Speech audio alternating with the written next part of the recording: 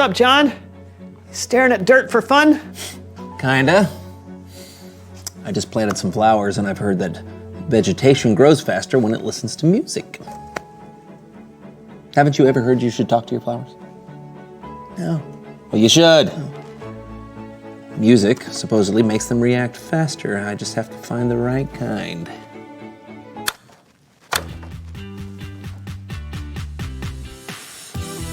No, nothing there.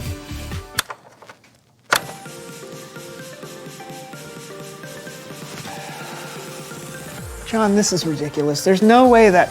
Woo-hoo! It's time for another dance party with DJ Daisy. Hey! You've got to be kidding me. This isn't even a good song. What? Double Daisy dance. Do, do.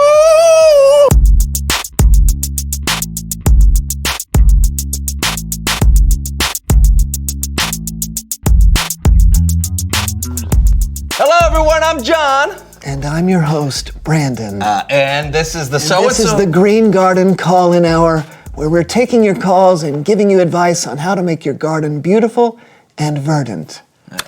Caller, go ahead.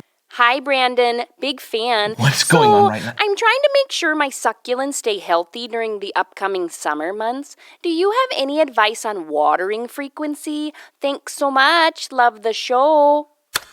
Hey, caller, thanks so much for calling in. My thoughts are that all plants need water, so go ahead and water them all the time, every day, as much as possible.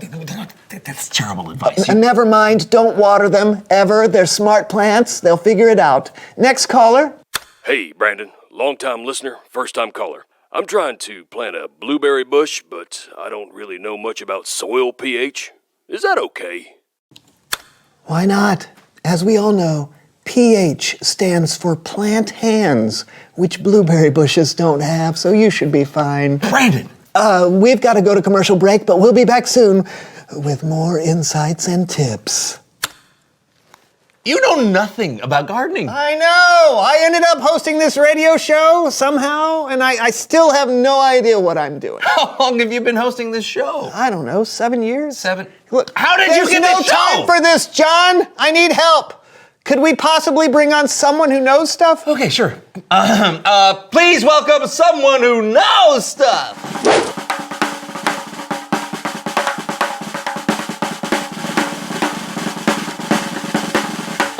Come on in. Have a seat. Yeah. Thanks for having me. Just 1 second. And we're back after that short break. We've got a guest with us today.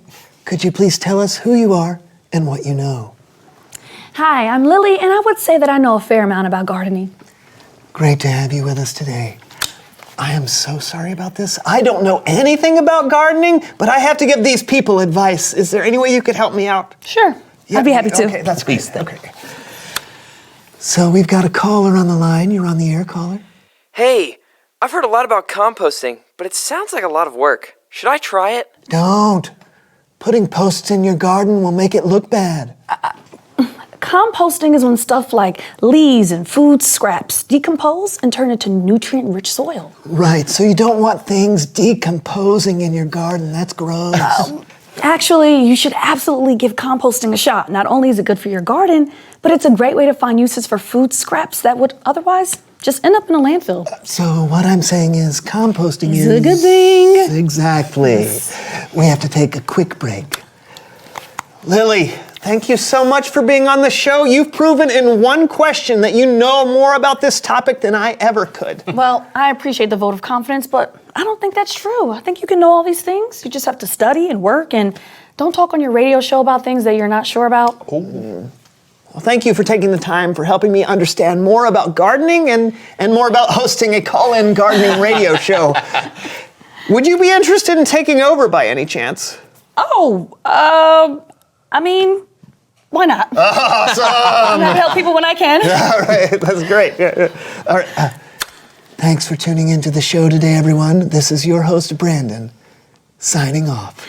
And this is your new host, Lily, signing on. So, when it comes to composting, you want to make sure that your soil is nutrient-filled. You also want to make sure that... Hey, thank goodness Lily was here. I know, right? But I still think posts make for an unsightly garden. No. We're not talking about. Didn't you just listen? Never mind. It's Bible story time with Kellen.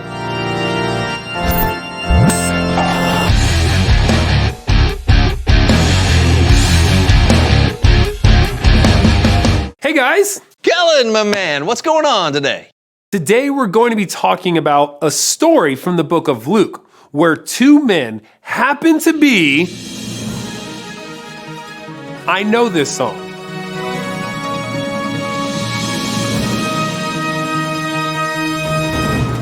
Diane DeWitt here, reporting for Ancient News, where we only cover the oldest possible news. Later, floppy disk. Neither floppy nor disk. But first, since the crucifixion of Jesus, we've heard reports of some incredible things. Some eyewitnesses have even said they've seen Jesus alive.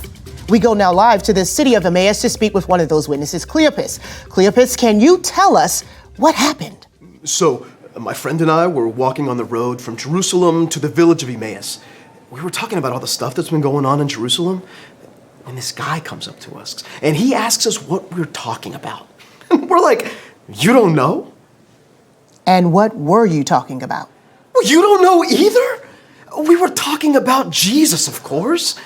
How he was a powerful prophet and was sentenced to death. How he died on the cross.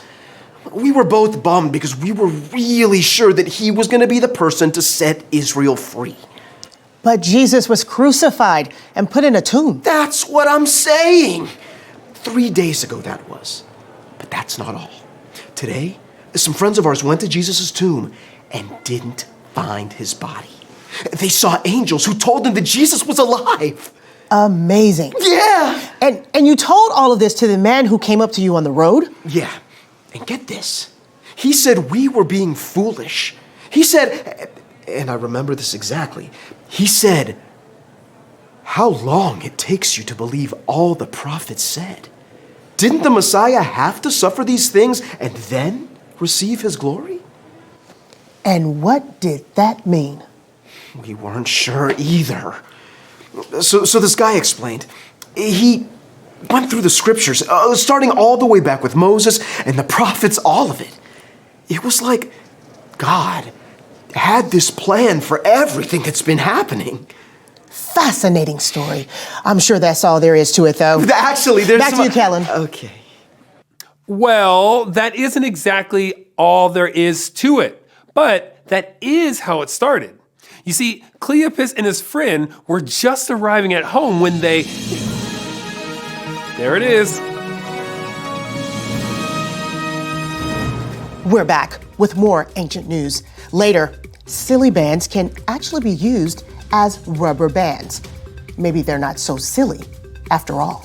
But first, breaking news on the story we just left. We have here the friend who was walking with Cleopas on the road to Emmaus. That's right. My name is... No time for that. This is breaking news. Last we heard, you were on your way to Emmaus when a stranger walking with you explained everything that had been going on. Right. And when we got to the place we were staying, he wanted to keep walking, but we wanted to hear more. So we begged him to have dinner with us. And did he? He did. We sat down right here in this room, and that's when things got really crazy. The guy blessed the bread, and the second he broke it, we could see who he really was. And he was? Jesus. Shocking. Yeah, he was alive just like our friends had been saying. And then, just like that, he disappeared. So Jesus himself had been walking with you that whole day? The entire time. But after he vanished from dinner, Cleopas and I booked it back to Jerusalem because we had to tell the disciples what we saw. I'm being told we have one of Jesus' disciples, Simon. Simon, is all this true? Is Jesus alive? Yes. Absolutely fascinating. Jesus of Nazareth, once dead, now alive again. And still taking the time to help people understand why he's here. Incredible. Thank you so much for sharing your story with Ancient News, Cleopas' friend. Actually, my name Time is... for a break. Up next, where exactly is Waldo? I'm Diane DeWitt for Ancient News. Back to you, Kellen. Wow, that is some really good news right there. It's incredible enough that Jesus came back from the dead, but he wasn't done. He took the time to show himself to some of his followers and explain what God was up to people who might have been confused. He helped people understand. That's another way Jesus was humble. Yep, and it's a way for us to show humility too. When we understand something and someone else doesn't, we can be patient with them and help them learn. Like you do for us, Kellen. Yeah, right. And like Lily did for you in your radio show. Oh, yeah. Hey, thanks for the story, Kellen. No problem. I'll see you next time. You know, I feel like I understand a little bit more about humility now. And I understand more about gardening, but I've given 7 years of bad advice. Just think of all the dead plants. Yeah.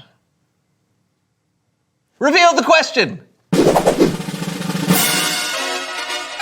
Oh, hey, great. Today's question is, when has someone helped you understand something? Yeah, every day of my life. Yeah. I mean, there's so much stuff going on all the time. Oh, like kids can explain to me how to install apps on my phone. Mm-hmm. Oh, I just learned from a podcast yesterday why you should never eat undercooked chicken. Oh, no, that's good for you. It's chicken sushi, they call it. But no, you know sushi. nothing about cooking either, do you? No, I don't. Okay, that's all we got this week. We'll help you understand. We'll help you understand some stuff again next week, we hope. Yeah, until then, I'm John. And I'm Brandon. And this was the So-and-So Show. See you soon. See you Do soon. not eat undercooked chicken Are or you raw chicken. Don't eat any of it. Are you sure? I am 100% positive. All right. Yeah. It's time to get a dirty thought of DJ Daisy. And I am Dan D. Lion. Kick it, scene.